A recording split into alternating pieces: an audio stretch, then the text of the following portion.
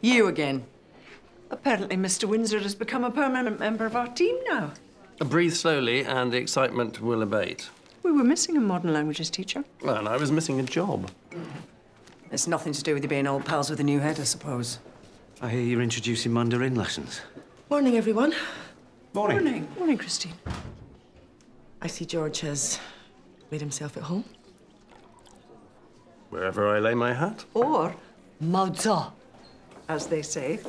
That's hat in Mandarin. I didn't know you spoke Mandarin. She doesn't, or she wouldn't have mispronounced it. Mao Tse. Oh, sorry. Just trying to be friendly. I'm already married, Audrey, but nice try. So, thanks, everyone, for hanging on a few minutes. As you know, I've stepped into the breach. Now Michael is gone as head teacher. I know there's always a settling-in period, and Michael's departure wasn't exactly clear-cut. But it is business as usual, and please do come and speak to me if you have any concerns.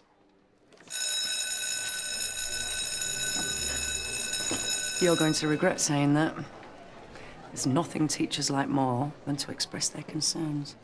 Look, I know it must be hard after your own brief tenure as head. Trust me, Christine, the job's all yours. Good luck, you're gonna need it. Come and see me in my office after registration. There's a few things we need to iron out. You okay finding your feet today, George? I think I'll manage. Nikki? Look, I'll keep this brief. You and Tom are currently joint deputy heads. Currently, nice. And I'd like it to stay like that if possible, but I know we've had our differences in the past, and there's no point in denying that, is there? Don't worry. I'm leaving by the end of the term anyway. Sorry? I'm not pandering to any power game, especially not with you, Christine. It's not a power game. I'm just saying it won't go well if resentments are harboured. Look, let's just give it a week or two at least.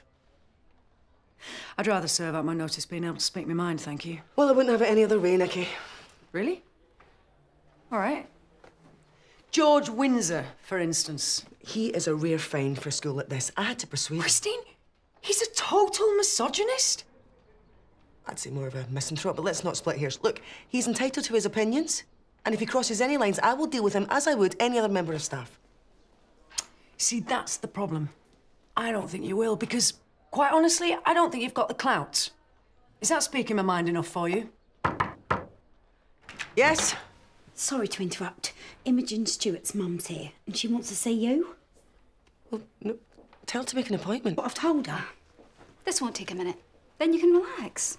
Have a drink, start a fire, whatever takes your fancy. But you'll be doing it without my daughter. I'm removing her from Waterloo Road. I'll leave you to it.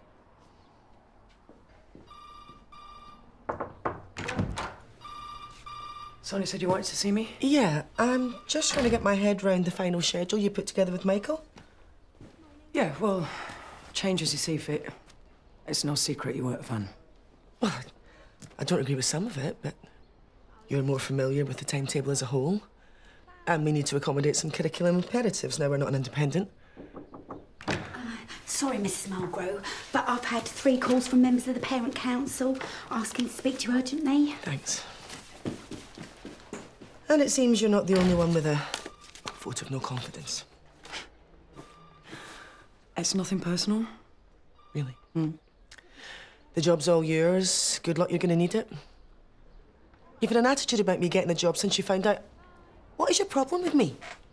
Honestly, I think this school needs strong, clear leadership, and I'm not sure you've got the thick skin required for the job. What, and you do?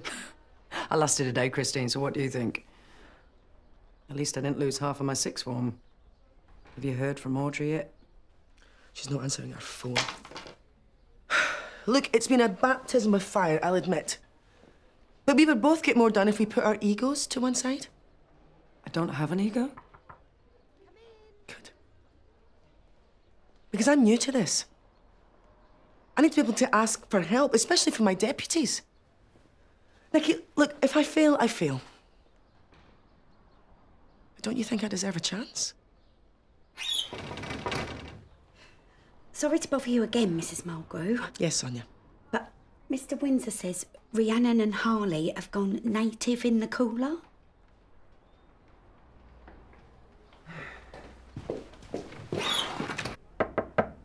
Come on, guys, this isn't the answer. Just leave us alone. I'm not wasting any more time arguing with Free Willy and a little sidekick. For Pete's sake, George, you can't go around calling people's names. Don't worry, I'm sure she's cloth-eared as well as fat. I mean it, George. I want to have it. You don't know the first thing about Rhiannon and Salt. I don't have any interest in either of them, given the fact they're about to be excluded the moment they step out. They're upset. I'll go and get some. Do what you like, darling. I'm going to be registering a formal complaint. I came here to teach, not to be attacked in the classroom. How about I register a formal complaint about sexism in the workplace? Careful what you wish for, sweet cheeks. George! Grantley Budgeon is critically ill. Rhiannon and Harley board with him. He is the only decent father figure those kids have ever known. Come on. From what I hear, Budgeon's an embittered old soak. No disrespect to your good self, of course. These are school kids, ergo they hate school teachers. Seen an opportunity and they've gone for it. I mean, I may be new, but I'm not going to fall for a load of old twaddle like that. I know those children and their histories. Now, I am head teacher, not some NQT from back in the day, and this is not the same school. Well, quite, because the other school had some pupils in attendance, whereas your entire sixth form seems to have gone missing. I said I will deal with it, and I will. And if you can't respect that, then we have a problem. I'll keep it in-house this once, but I'll expect some apologies tomorrow. Still glad you hired him? Yes. Yes, actually, I am. He's reminded me of what I'm doing here. Now, go and fetch Maggie, tell her what's happened with Rhiannon and Harley, and she needs to speak to me. Do you think from you it's a bit sensitive, isn't it? You'll handle it. If I'm not going to let George Windsor walk all over me, I'm certainly not going to take it from a bunch of Barrys. Oh, and Nikki, if you're serious about your resignation, I'd like it on my desk in writing by the end of the day.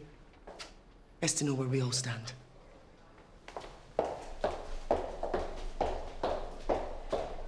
Rhiannon? Harley? It's me. If you think you're doing Grantley any favours by getting yourselves expelled, then you can think again. He's gonna die, isn't he? Come on, open the door, let me in. Are you alone?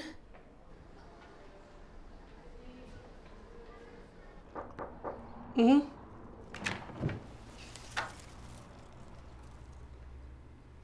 Peace offering? Instead of my resignation letter. Thank you. It's all right.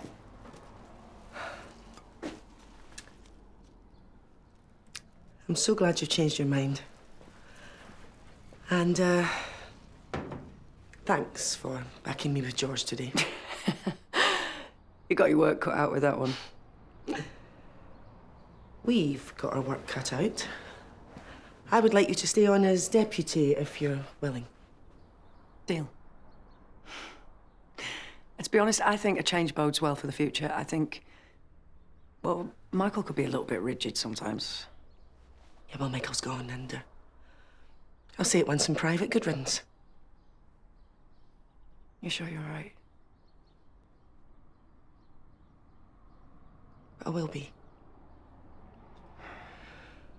We're better off without them, him and Lorraine. We are. Christine. Can I help you? Apologies. I tried calling to say I was running late. I'm glad I haven't missed you. Sorry, I don't understand. Simon Lowesley, your new deputy head. Simon, I'm afraid there's been some mistake. I've already appointed my deputies. I was appointed last week by Michael Byrne. I thought you knew. Michael Byrne no longer works here. I know.